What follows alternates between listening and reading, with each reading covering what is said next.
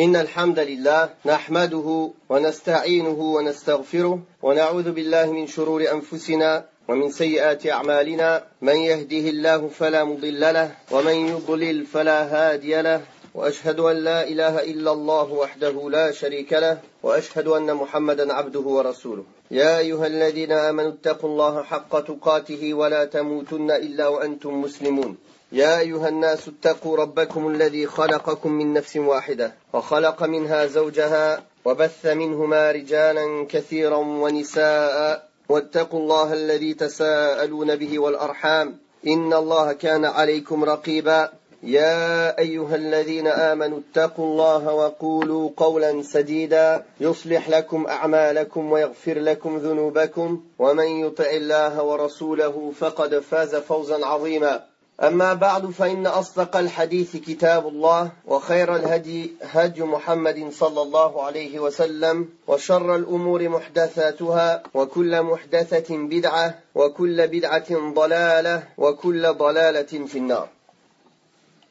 Nous sommes arrivés par la grâce d'Allah subhanahu wa ta'ala à Abasa, dans le sens en français, c'est-à-dire il s'est renfrogné.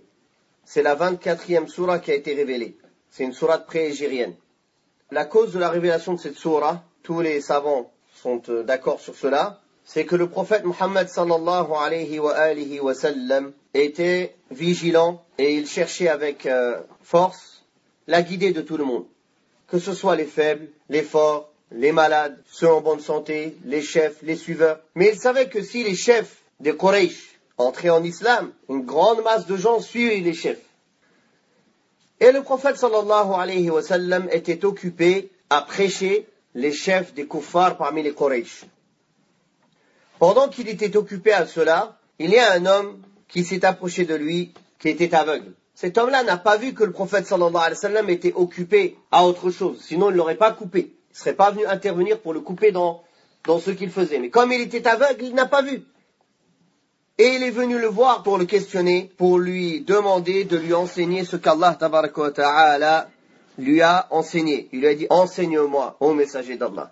Et comme le prophète sallallahu alayhi wa sallam était déjà occupé à parler à des gens, il s'est tourné, il a fait comme ça, c'est-à-dire qu'il était occupé à la da'wah, il a froncé les sourcils, et Allah tabaraka wa ta'ala a révélé cette sourate. Taïb. Ça, c'est la cause de la révélation de cette sourate. Donc le prophète, alayhi salatu wassalam, comme on sait, c'est le meilleur des hommes. C'est celui qui avait le souci de la guider pour les gens jusqu'à s'en rendre malade, alayhi salatu wassalam, jusqu'à s'en consumer de chagrin. Jusqu'à qu'Allah tabaraka wa ta'ala lui ait tranquillisé et lui a dit, laysa laka min al-amri shay, tu ne détiens rien dans tes mains de leur guider. Qu'Allah les châtie ou qu'il leur accepte leur pardon, tu ne détiens rien de cela dans tes mains, au messager d'Allah. Sallallahu alayhi wa sallam. Donc Allah l'a repris ici, sur ce fait-là, pour que ce soit une leçon pour toute la communauté. Que les gens sachent que même une personne qui est aveugle, il faut lui donner son importance. Si elle est venue alors qu'elle cherche la guider, alors elle est prioritaire à d'autres, même si c'est des chefs, mais qui ne cherchent pas à la guider. Celui qui a la demande, il est prioritaire sur celui qui ne l'a pas. Et comme on sait, le prophète, alayhi salatu wassalam, de son effort, lui, il était occupé dans la da'wah, il s'est juste renfrogné, mais il ne l'a pas repoussé, ou il n'a pas dit de mauvaises paroles, ni quoi que ce soit, alayhi salatu wassalam. Mais rien que cela, Allah ta'ala l'a repris sur cela. Et d'ailleurs, quand après cela, Ibn Maktoum venait au prophète sallallahu alayhi wa sallam, il lui disait marhaban, il dit bienvenue à celui par qui Allah m'a repris. Bienvenue à celui pour qui Allah m'a repris. Donc c'était pour montrer comment le prophète sallallahu alayhi wa sallam était. Donc voilà l'histoire de cette sourate. Bismillahirrahmanirrahim. Abasa wa tawalla an ja'ahu al-a'ma wa ma yudrika la'allahu yazzakka aw yadhakkaru fatanfa'uhu adh-dhikra amma man istaghna fa anta lahu tasadda wa ma 'alayka alla yazzakka wa amma man ja'aka yas'a wa huwa yakhsha fa anta 'anhu talahha kalla innaha tadhkira. Il s'est renfrogné et il s'est détourné. Ici, il parle de qui? Du prophète sallallahu alayhi wa sallam. Mais pourquoi Allah ta'ala a dit ici, il s'est renfrogné? Pourquoi il n'a pas dit, Ya Mohammed, tu t'es renfrogné et tu t'es détourné? Pourquoi il lui a pas dit tu? Par respect pour le prophète sallallahu alayhi wa sallam, pour montrer sa place. Premièrement, Allah ta'ala ne laisse pas une occasion, soit s'il y a une leçon à donner ou une règle à donner, il la donne. Subhanahu wa ta'ala, il les révèle. Donc il ne pouvait pas laisser passer cet événement sans que ce soit une leçon pour la communauté. Mais d'un autre côté, toujours en gardant le respect du prophète sallallahu alayhi wa sallam. Il ne lui a pas dit Abasta wa tawallayta. Il lui dit Abasa wa tawalla. Il lui a parlé à la troisième personne. Pourtant, quand le Coran est révélé, dans combien de versets il dit Allah Ta'ala, il parle directement au prophète sallallahu alayhi wa sallam. Donc ça, c'est une manière de montrer que l'objectif, c'est la leçon qui est en tirée, et l'objectif n'est pas de diminuer le prophète sallallahu alayhi wa sallam. D'ailleurs, Allah Ta'ala nous enseigne à respecter le prophète sallallahu alayhi wa sallam. Car Allah Ta'ala, dans combien de versets, il nous a dit qu'il a envoyé un prophète pour que vous l'aidiez, vous le respectiez, que vous lui donnez une grande place. Donc Allah Ta'ala, il ne va pas nous enseigner à pas respecter le prophète sallallahu alayhi wa sallam. Donc attention à ne pas tomber, à cause de votre mauvaise compréhension du Coran, dans le kufr, et dire des paroles qui peuvent être très dangereuses, comme celui-là a fait. D'ailleurs, Allah Tabaraka wa Ta'ala n'a pas repris Ibn Maktoum, car il était aveugle, il n'a pas vu. Car le prophète sallallahu alayhi wa sallam aussi n'a pas repris, car ça ne se fait pas de couper quelqu'un pendant qu'il parle. Donc il était ma'zour, il était excusé. Mais c'était, Allah Ta'ala a voulu par sa hikmah, par sa sagesse, faire cette situation pour en donner une leçon à la Ummah du prophète sallallahu alayhi wa sallam après lui. Comme on voit dans ce verset, Allah Tabaraka wa Ta'ala dit Abasa wa tawalla. Il s'est renfrogné, c'est-à-dire il a plissé les sourcils, le front. Wa tawalla, il s'est détourné de lui, c'est-à-dire il s'est retourné vers les gens vers qui il parlait, le prophète sallallahu alayhi wa sallam. An ja'ahu al-a'ma, parce que l'aveugle est venu à lui. Est-ce que Allah Tabaraka wa Ta'ala nous a pas dit dans le Coran Wala tanabazu bil alqab, et n'appelez pas les gens par des mauvais noms, des sobriquets? Dire l'aveugle, c'est un sobriquet, non? Dire le gros, l'épais, le fin, l'handicapé, l'a'raj, comment on dit l'a'raj, le boiteux. Ça, c'est pas des choses qui sont des manières d'appeler les gens, normalement, n'est-ce pas? Mais comment alors ici Allah Tabaraka wa Ta'ala l'appelait l'aveugle? Pour plusieurs raisons. Première raison, pour montrer l'excuse pour laquelle cette personne a coupé le prophète sallallahu alayhi wa sallam. Parce qu'il était aveugle. Deuxième raison, pour le reconnaître. Et les ulama disent, et ça c'est connu chez les savants du hadith, si on cite un défaut de quelqu'un, litta'yini, il est permis de citer un défaut apparent qu'il a pour le reconnaître, non pas pour se moquer de lui. Et on trouve beaucoup ça. Rawal a'mash, rawal a'raj, le boiteux a dit. Donc ça c'est connu, et il le disait dans le sens pour reconnaître qui c'est la personne. Donc si c'est pour reconnaître la personne, et c'est la meilleure manière de le reconnaître, en disant juste son nom, on ne va pas le reconnaître, il n'y a pas de mal à citer cela, mais on utilise des bons mots. Tout à l'heure j'ai dit le gros, ça se dit pas, on dit la personne forte par exemple. Par exemple tu dis, est-ce que tu as rencontré Mohammed? Quel Mohammed? Je sais pas, tu dis tout, le frère qui est un peu fort. Tu dis, ah oui, je vois c'est qui. C'est pour le reconnaître. Tu n'as pas dit ça pour te moquer du fait qu'il soit fort, mais toujours avec respect, et quand c'est nécessaire. Donc c'est pour ça qu'Allah Ta'ala ici, il a cité comme ça. Bien qu'en vérité, il n'était pas aveugle. Car, comme Allah Ta'ala dit dans le Coran al-Karim, car ce ne sont pas les yeux qui s'aveuglent, mais ce sont les cœurs qui sont dans les poitrines. Et lui, il était peut-être aveugle des yeux, mais il était voyant, la clairvoyance. Car il a accepté la guidée. Contrairement à ces kuffar Quraysh, qui à ce moment-là n'avaient pas accepté la guidée. Après, plus tard, beaucoup d'entre eux ont accepté la guidée. Walhamdulillah. D'ailleurs, cette recommandation et cet ordre d'Allah Tabaraka wa Ta'ala de ne pas se détourner des gens faibles et des gens aveugles pour donner de l'importance aux personnes qui ont plus de place dans la société, c'est venu dans plusieurs versets où Allah Tabaraka wa Ta'ala a ordonné au prophète sallallahu alayhi wa sallam de ne pas repousser les faibles parmi eux et de s'asseoir avec les faibles et de rester avec eux et de ne pas s'écarter d'eux. Même au prophète Nuh alayhi salatu wassalam, ils lui ont reproché cela. Ils ont dit au prophète Nuh alayhi salatu wassalam, pourquoi tu gardes les faibles avec toi? Repousse-les et on s'approchera de toi. Qu'est-ce qu'il a dit Nuh alayhi salatu wassalam? Je ne vais pas repousser ceux qui ont cru à Allah tabaraka wa ta'ala, ceux qui espèrent sa récompense. Et ça, c'est la sagesse d'Allah subhanahu wa ta'ala. À toute époque, les suiveurs des prophètes et des messagers, ce sont les gens faibles. Pas les chefs, les têtes, les gens qui ont une place dans la société. D'ailleurs, quand Hiraql, il a demandé au prophète à Abu Sufyan plutôt, quelles sont les caractéristiques du prophète sallallahu alayhi wa sallam, et il lui a demandé qui sont ses suiveurs. Est-ce que ce sont les chefs ou est-ce que ce sont les faibles? Il a dit ce sont les faibles. Qu'est-ce qu'il a dit Héracl? Il a dit tous les suiveurs des messagers sont comme ça, sont les faibles. Et ça, c'est une leçon importante pour tous les gens qui font la da'wah. On voit aujourd'hui les groupes qui font une da'wah qui n'est pas la da'wah du prophète sallallahu alayhi wa sallam, qui se concentrent que sur les élites. Leur da'wah, elle est dirigée aux élites. Elle n'est pas dirigée vers le commun des musulmans, ou vers le commun des gens même. Et ils ne font des assises qu'avec les riches et que les gens qui ont des hautes places. Ils n'ont aucun intérêt pour les autres. Alors ceci n'est pas la da'wah du prophète sallallahu alayhi wa sallam, ni de tous les prophètes et les messagers. Le prophète sallallahu alayhi wa sallam, quand il était assis au milieu des autres, si les gens ne connaissaient pas le prophète sallallahu alayhi wa sallam, ils ne savaient pas qui était le prophète, qui étaient les compagnons. Il arrivait dans un endroit, il interdisait que les gens se lèvent pour lui. Il interdisait que quelqu'un se lève pour lui laisser sa place. Il va et s'assoit là où il trouve la place, sallallahu alayhi wa sallam. Quand il était assis pour manger, il était assis comme un esclave. Les genoux vers le ciel, recroquevillés, et assis par terre comme ça, en train de manger avec sa main. C'était la position que les esclaves, comment les esclaves mangeaient, sallallahu alayhi wa sallam. Il n'était pas sur une table avec des grands sièges ou des fauteuils. Non, non, non.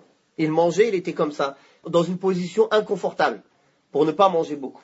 Il mangeait un peu, de quoi tenir sa colonne vertébrale. Et il se lève, alayhi salatu wassalam. Donc, voilà la sagesse de pourquoi le prophète sallallahu alayhi wa sallam agissait de la sorte. Et d'ailleurs, Allah tabaraka wa ta'ala nous a demandé de faire attention. Regardez, si Allah tabaraka wa ta'ala a repris le prophète sallallahu alayhi wa sallam juste parce qu'il a plissé le front devant un aveugle. C'est-à-dire l'aveugle, il l'a même pas vu plisser le front. Il n'a même pas été touché par ce mal. Alors ça montre comment l'islam donne de l'importance au comportement. Qu'il ne faut pas même un signe de l'œil.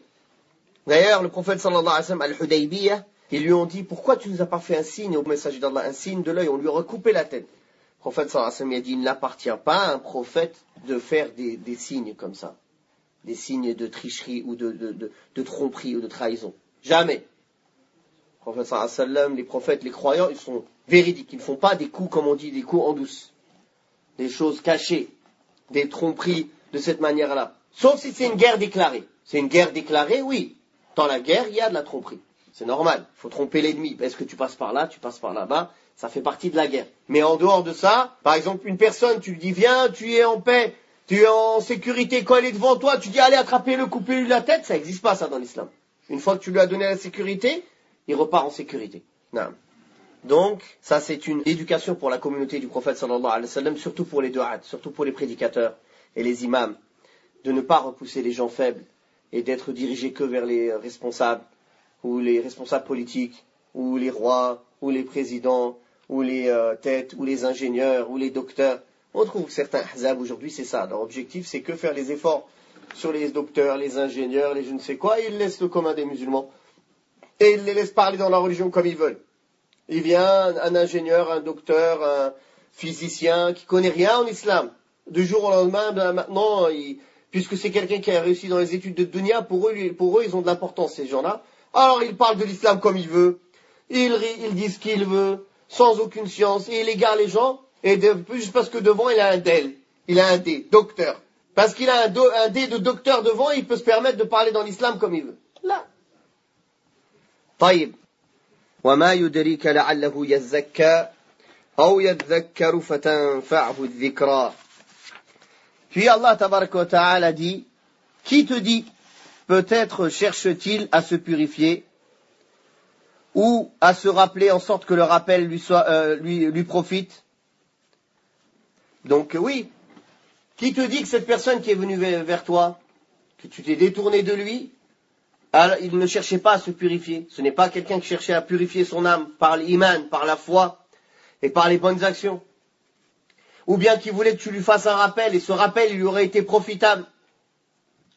Pour montrer que la guidée, elle n'est pas dans les mains du prophète sallallahu alayhi wa sallam. Innama anta nadhir. Allah Ta'ala lui a dit, tu n'es qu'un avertisseur. Tu n'es qu'un avertisseur. Et il a dit dans un autre verset, إنك لا تهدي من أحببت ولكن الله يهدي من يشاء وهو أعلم بالمهتدين. Tu ne guides pas qui tu aimes, mais Allah guide ceux qu'il veut, et c'est lui qui connaît mieux les bien guidés. Ça, si c'est le prophète sallallahu alayhi wa sallam, alors que dire de qui que ce soit après lui ou en dessous de lui, qui est le prophète sallallahu alayhi wa sallam, qui est le meilleur des hommes et l'imam des messagers sallallahu alayhi wa sallam. Donc, le rôle du prédicateur, c'est de transmettre. Hein? وَمَا عَلَيْنَا إِلَّا الْبَلَاغُ الْمُبِينُ. Comme ils ont dit les messagers, il ne nous incombe que de la transmission claire, que de transmettre clairement, d'exposer les preuves clairement. Donc ça, c'est le travail de chaque da'iya, d'exposer les preuves clairement avec sagesse, mais la guider est dans les mains d'Allah seul, subhanahu wa ta'ala. Donc c'est pour ça qu'Allah ta'ala lui a rappelé cela. وَمَا يُدْرِكَ لَعَلَّهُ يَزَّكَّى أَوْ يَذَّكَّرُ فَتَنْفَعُهُ الذِّكْرَى أَمَّا مَنِ اسْتَغْنَى فَأَنْتَ لَهُ تَصَدَّى وَمَا عَلَيْكَ أَلَّا يَزَّكَّى.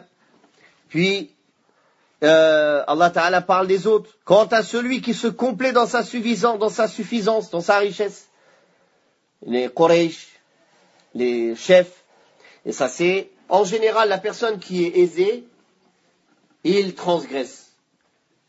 Parce que quand il se sent dans la suffisance, il ne sent pas qu'il a besoin d'Allah. Donc il transgresse. Et c'est pour ça Allah tabaraka wa ta'ala dit en général Kalla innal insana la yatagha ar-ra'ahu istaghna. Certes, l'être humain, il transgresse quand il voit qu'il est suffisant, dans la suffisance. Souvent, quand l'être humain il est dans la suffisance, il a tout ce qu'il faut, c'est là qu'il transgresse, au lieu d'être reconnaissant envers Allah subhanahu wa ta'ala. Mais quand il est dans les épreuves, dans les difficultés, il se sent faible, et là il s'en remet à Allah subhanahu wa ta'ala. En parlant de cela, Allah tabaraka wa ta'ala dit, quant à celui qui se complaît dans sa suffisance, dans sa richesse, tu vas avec empressement à sa rencontre. Or, que t'importe qu'il ne se purifie pas? Naam. Et c'est-à-dire que Allah tabaraka wa ta'ala lui rappelle ici que, comme on a dit tout à l'heure, la guidée n'est pas dans ses mains. Que t'importe, c'est-à-dire que toi tu ne possèdes pas. Est-ce que c'est toi qui possèdes qu'il se purifie ou qu'il ne se purifie pas? Non. La purification ici, c'est la purification morale. Le fait d'accepter l'islam. Car comme vous savez, le shirk et le kufr, c'est de l'impureté. C'est pour ça Allah tabaraka wa ta'ala a dit innamal mushrikuna najas. Certes, les associateurs sont impurs, une impureté morale. C'est les actes qu'ils font qui sont impurs. Et non pas leur corps. C'est pas un mushrik qui te touche, tu vas te laver. Hein? واضح إلا في دين الخوارج sauf chez les ibadiyya et les khawarij, oui, ils disent ça, ils n'ont pas le droit de te toucher, ils n'ont pas le droit, mais chez Ahl al-Sunnah wal Jama'a, non. طيب وأما من جاءك يسعى وهو يخشى فأنت عنه تلهى. Et quant à celui qui vient à toi avec empressement, c'était qui? Ibn Ummi Maktoum. Tout en ayant la crainte, tu ne te soucies pas de lui, et Allah Ta'ala lui dit, certes non, attention, n'agis plus ainsi. Vraiment, ceci est un rappel. Donc Allah Ta'ala, il a repris le prophète sallallahu alayhi wa sallam, comme on a dit, pour que ce soit une leçon pour la communauté entière, dans la manière de se comporter avec les gens qui viennent vers nous. Ça, on l'a vu dans Surat al-Duha aussi, quand Allah Ta'ala dit وَأَمَّا السَّائِلَ فَلَا تَنْهَرْ. Donc c'est dans le même sens. Celui qui vient te demander, que ce soit une question religieuse, un besoin, فَلَا تَنْهَرْ, ne le repousse pas. نعم. فَأَنْتَ عَنْهُ تَلَهَا كَلَّا إِنَّهَا تَذْكِرَةٌ. Donc Allah a mis en garde qu'il ne faut pas agir de la sorte, et qu'Allah ici c'est une mise en garde de ne pas agir de la sorte, c'est une réprimande, de ne jamais recommencer de cette manière. Alors Allah tabaraka wa ta'ala dit Kalla innaha tadhkira. Certes non, vraiment ceci est un rappel. Faman sha'a dhakara fi suhufin mukarramah marfu'atin mutahhara bi aydi safara kiramin barara.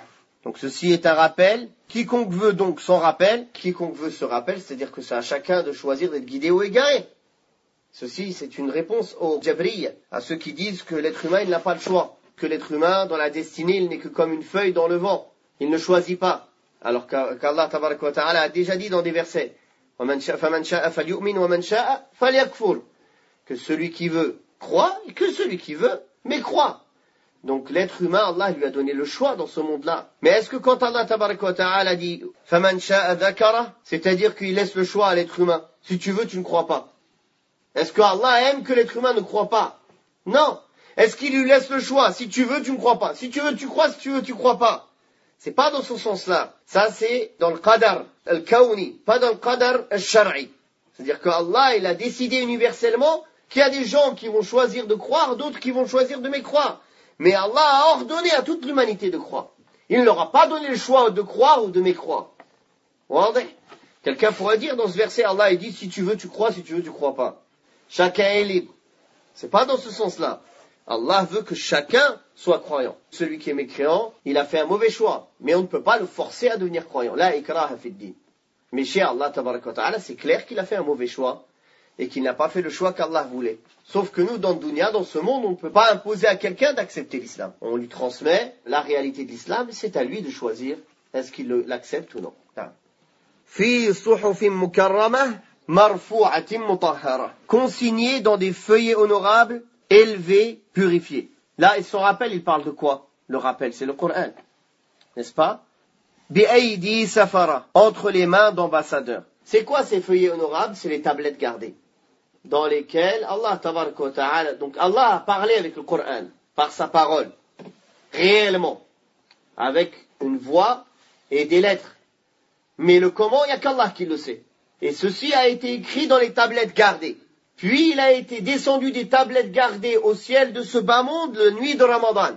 Puis il a été révélé au prophète sallallahu alayhi wa sallam pendant les 23 années de son message. Donc, ici, il dit que ce Coran, il est dans les tablettes gardées, ce rappel, élevé et purifié. Ils sont élevés auprès d'Allah, subhanahu wa ta'ala, et purs. Personne ne touche à ces tablettes gardées, sauf des ambassadeurs purifiés. Qui sont-ils? Ce sont les anges. C'est pour ça que ce verset est une preuve contre ceux qui utilisent le verset où Allah tabaraka wa ta'ala dit « La yamassuhu illa al-mutahharun » ne le touche que les purifiés. Il dit ce verset veut dire qu'il n'y a que celui qui a le wudu qui peut toucher le Coran. Ce verset n'est pas une preuve pour cela. Le verset qu'on lit ici dans Abasa vient expliquer l'autre verset. Al-Mutahharun, ce sont les anges. Donc ce sont eux les purifiés. Il n'y a que les purifiés qui le touchent, c'est-à-dire les anges. Qui touchent quoi? Les tablettes gardées. Mais il y a d'autres preuves pour dire qu'on touche le Coran qu'avec l'wudu. C'est un hadith du prophète sallallahu alayhi wa sallam, une lettre qu'il a envoyée au Yémen, qu'il n'y a que celui qui est pur qui touche le Coran. Donc ce hadith, oui, si on se base sur ce hadith, sur lesquels il y a les paroles entre les savants, mais à la kulli hal, si on se base sur ce hadith, alors on dira qu'on ne touche pas le Coran sans les ablutions. Mais le verset n'est pas une preuve pour cela. Qutila al-insanu ma akfar. Que l'homme périsse. Qu'est-ce qu'il est ingrat. Est-ce qu'ici Allah Ta'ala parle de tous les êtres humains? Il parle des kuffars. La preuve, c'est la fin. Que l'homme périsse tellement il est ingrat et il renie. C'est qui renie et qui est ingrat? C'est le kafir. Donc ici, Allah tabaraka wa ta'ala parle du kafir, du mécréant, qui est ingrat envers Allah subhanahu wa ta'ala. Il dit que l'homme périsse, l'homme kafir, qu'il périsse.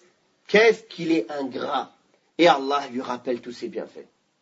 Allah lui rappelle ses bienfaits. Toi, être humain, qui n'étais rien du tout, pourquoi tu es aussi ingrat après tous les bienfaits que je t'ai donnés? Alors Allah lui rappelle les bienfaits. Min ayyi shay'in khalaqa.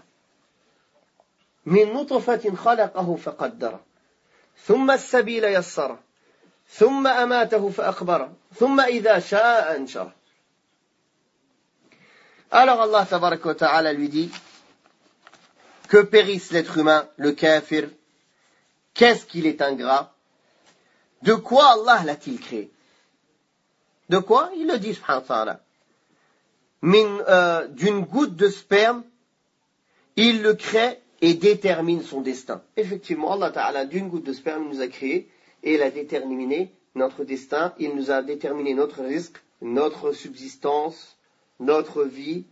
Comme dans le hadith d'Abdullah ibn Mas'ud, que la personne, sa création est réunie dans le ventre de sa mère 40 jours, comme une goutte. Puis il devient une adhérence dans une même période. Puis il devient une mâchure dans une même période. Puis l'ange vient insuffler son âme et lui écrit sa vie, ses actes, et est-ce qu'il sera parmi les gens du paradis ou de l'enfer. Donc toutes ces choses-là sont écrites. Et Allah Ta'ala, il l'a créé avec ses différentes périodes, les différentes étapes de sa création. Puis, cet être humain, il est ingrat. Donc Allah Ta'ala rappelle cela. De quoi Allah Ta'ala l'a-t-il créé? D'une goutte de sperme. Il le crée et détermine son destin. Puis, il lui facilite son chemin. Les savants ont dit ici, Thumma sabila yassara. Il y a plusieurs explications à cela. Certains ont dit, c'est que Allah Ta'ala, quand il a créé l'être humain, il lui a montré comment, dans quelle position il doit se mettre pour sortir du ventre de sa mère. Bien comme il faut, pour être vivant. D'autres ont dit, Thumma sabila yassara, c'est-à-dire Allah, il lui a facilité le chemin de l'islam. En lui éclaircissant que la guidée a été bien éclaircie et bien différenciée de l'égarement. Donc Allah Ta'ala a envoyé les messagers, a descendu les livres, donc la guidée elle est bien éclaircie, et l'islam il est bien éclairci. Donc c'est ça, Thumma sabila yassara. Il lui a facilité le chemin, c'est-à-dire l'accès à la vérité et l'accès à la guidée, il lui a été facilité. En lui donnant la raison, en lui envoyant le prophète sallallahu alayhi wa sallam, et puis ceux qui après lui, les héritiers des prophètes qui ont transmis ses paroles, et en révélant le Coran, Al-Karim. Thumma amatahu fa'aqbara. Puis il lui donne la mort et le met au tombeau. Thumma idha sha'a anshara. Puis il le ressuscitera quand il voudra. Allah Ta'ala a cité d'abord les 3 premières choses dont tout le monde accepte.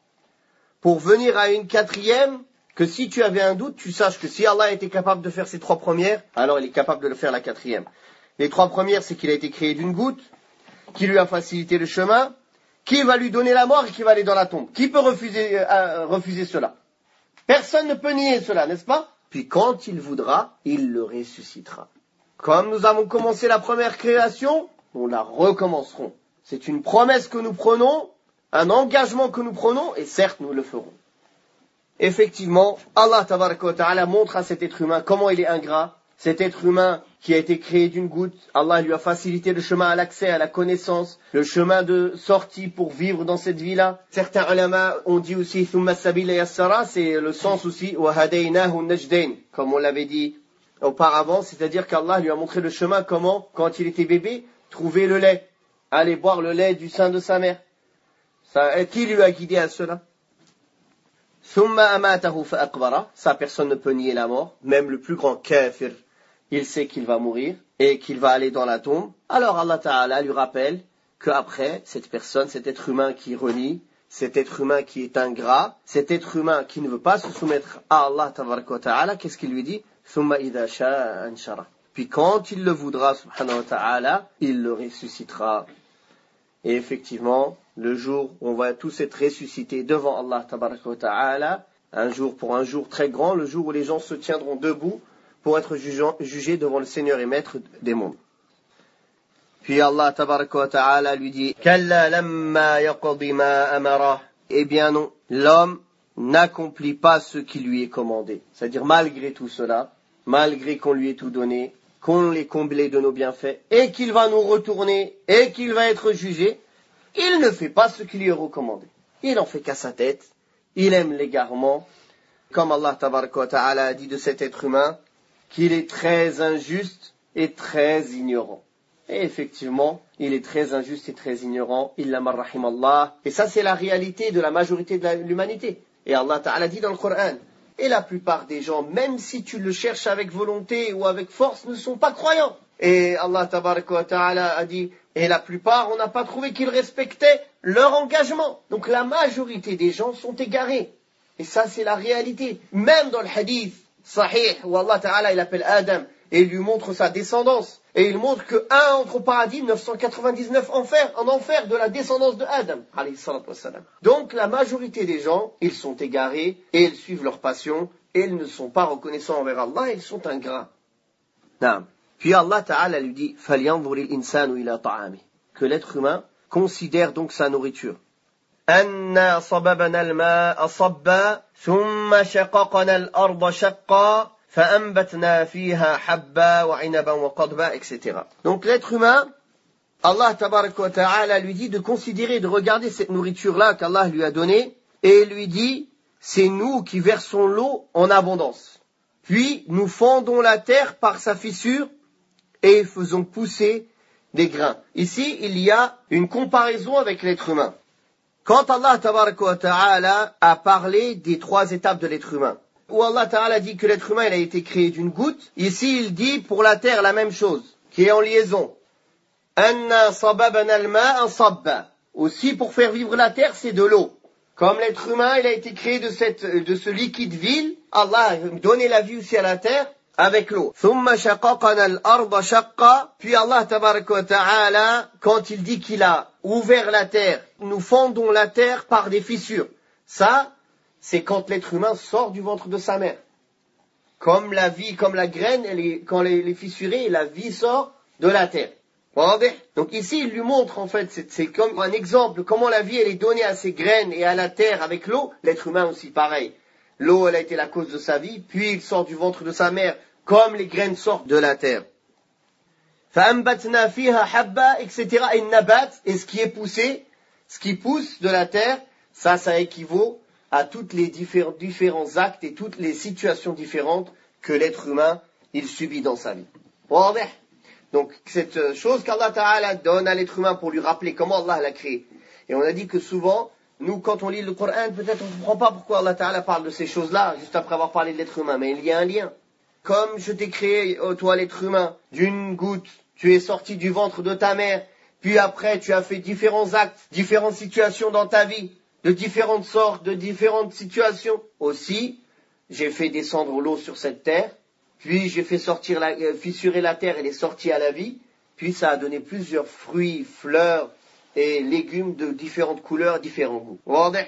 فلينظر الإنسان إلى طعامه أنا صببنا الماء صبا ثم شققنا الأرض شقا فأنبتنا فيها حبا وعنبا وقضبا وزيتونا ونخلا وحدائق غلبا وفاكهة وأبا متاعا لكم ولأنعامكم. C'est nous qui versons l'eau donc abondante, puis nous fendons la terre par fissures et faisons pousser des grains, des vignobles et légumes, des oliviers et des palmiers, des jardins touffus, des fruits, des herbages pour votre jouissance à vous, ainsi que pour vos bestiaux. Donc Allah Ta'ala ici rappelle tous les bienfaits. Si vous voulez compter les bienfaits d'Allah, vous ne pouvez pas les dénombrer, car certes, l'être humain est injuste et très ingrat. Cela nous renvoie aux autres versets où Allah Ta'ala explique justement tous ces bienfaits qu'Allah Ta'ala a donnés à l'être humain et que cet être humain, il n'est pas reconnaissant, mais au contraire, il est ingrat et transgresseur. Après avoir cité tous ces bienfaits, Allah Ta'ala rappelle que oui, l'être humain il est dans cette vie-là, il profite de tous ces bienfaits, mais ce n'est pas sans objectif, sans but. Croyez-vous que nous vous avons créé en vain et croyez-vous que vous n'allez pas nous retourner? Donc oui, Allah Ta'ala a créé l'être humain, il lui a donné tous ses bienfaits, il a fait sortir tous ses fruits, ses jardins touffus, ses palmiers, ses oliviers, ses vignobles, ses légumes, une jouissance pour vous et pour vos animaux, pour vos bestiaux.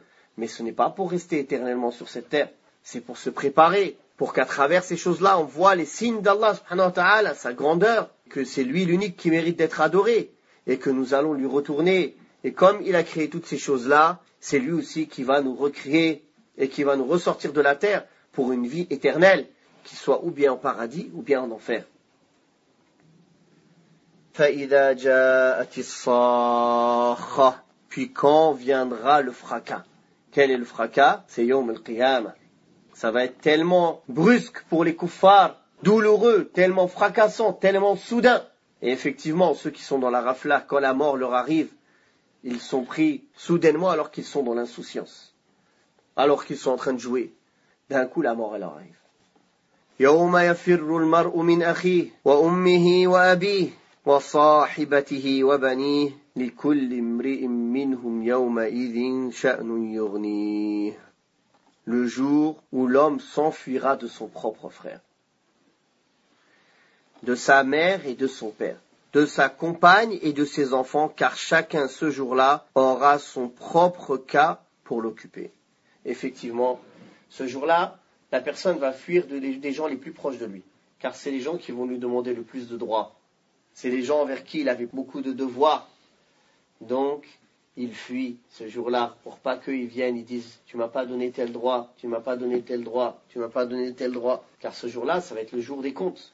Chacun va réclamer ses droits, chacun va dire nafsi, nafsi, ma propre personne.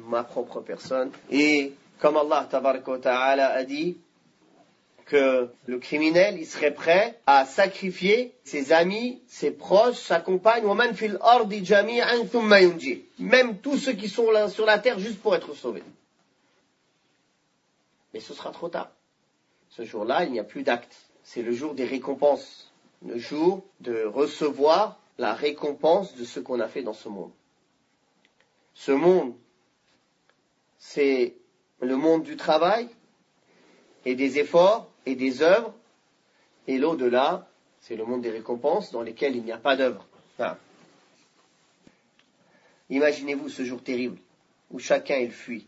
Allah tabaraka wa ta'ala, en parlant de ce jour, a dit que ce sera le jour où les cheveux de l'enfant deviendront blancs. L'enfant qui est ressuscité enfant, ses cheveux ils vont devenir blancs de terreur. Tellement ce jour il est terrible. La femme qui est enceinte, elle va perdre son enfant, elle ne va rien sentir. Non. C'est un jour vraiment terrible. Et ce jour-là, ce sont les gens pieux, le muttaqoun, qui seront en sécurité et qui seront heureux, comme on va le voir dans le reste des versets. لكل امرئ منهم يومئذ شأن يغنيه وجوه يومئذ مسفرة ضاحكة مستبشرة ووجوه يومئذ عليها غبرة ترهقها قترة أولئك هم الكفرة الفجرة. Ce jour-là, il y aura des visages rayonnants. Et ça, on le voit. Quand quelqu'un est heureux, quand il a reçu une bonne nouvelle, comment est son visage? Comme si de la lumière, elle sortait de son visage. Tu vois tout de suite qu'il est heureux. D'ailleurs, le prophète sallallahu alayhi wa sallam, quand il était heureux d'un événement, les sahaba disaient que son visage, il était comme la lune quand elle est à son plein quartier, la pleine lune. ضاحكة مستبشرة, riant et réjoui de la bonne nouvelle qu'ils ont reçue. Quand Allah tabaraka wa ta'ala envoie les anges et il leur dit, vous avez aucune crainte aujourd'hui et ne vous attristez pas. Donc, quand ils vont recevoir cette bonne nouvelle, comme Allah tabaraka wa ta'ala dit dans le Coran, et réjouissez-vous du paradis qu'on vous promettait.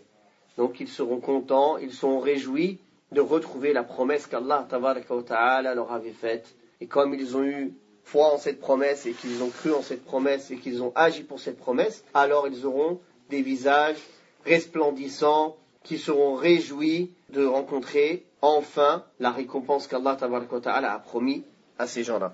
ووجوه يومئذ عليها غبرة ترهقها قترة أولئك هم الكفرة الفجرة. نعم الله المستعان. Puis il y aura des visages ce jour-là qui seront couverts de poussière, recouverts de ténèbres. Qui sont-ils? Voilà les al-kafaratul fajara, les infidèles et les pervers, les libertins. Et Allah tabaraka wa ta'ala ici montre donc quelle sera la récompense de ces gens-là qui ont renié les signes d'Allah subhanahu wa ta'ala et qui se sont moqués des prophètes et des messagers et qui se sont moqués des croyants et qui les ont combattus. Ce jour-là, ils auront les visages comme recouverts de poussière et ils auront les visages recouverts de ténèbres. Et ça, ce ne sera que le début de leur châtiment. Déjà, quand l'ange de la mort vient les chercher, il frappe leur visage et leur dos. Et elle est appelée par tous les mauvais noms. Et les portes du ciel leur sont fermées, ils sont rejetés dans la tombe, et ils sont châtiés jusqu'au jour du jugement dernier. Et ils se lèvent le jour du jugement dernier, et ça va crescendo. De pire en pire. Ça ne s'arrête jamais. Ils vont demander, Ya Malik, liyaqdi alayna rabbuk. Oh Malik, l'ange gardien de l'enfer, que ton Seigneur en finisse avec nous, qu'il nous détruise. Il leur dit, vous y resterez éternellement. Donc voilà la demeure des kuffars, des libertins, des gens qui n'avaient aucune limite, qui étaient ingrats envers Allah subhanahu wa ta'ala et qui étaient des pervers, qui transgressaient toute règle, qui n'avaient aucune morale, ni dans les mœurs, ni dans leurs actes.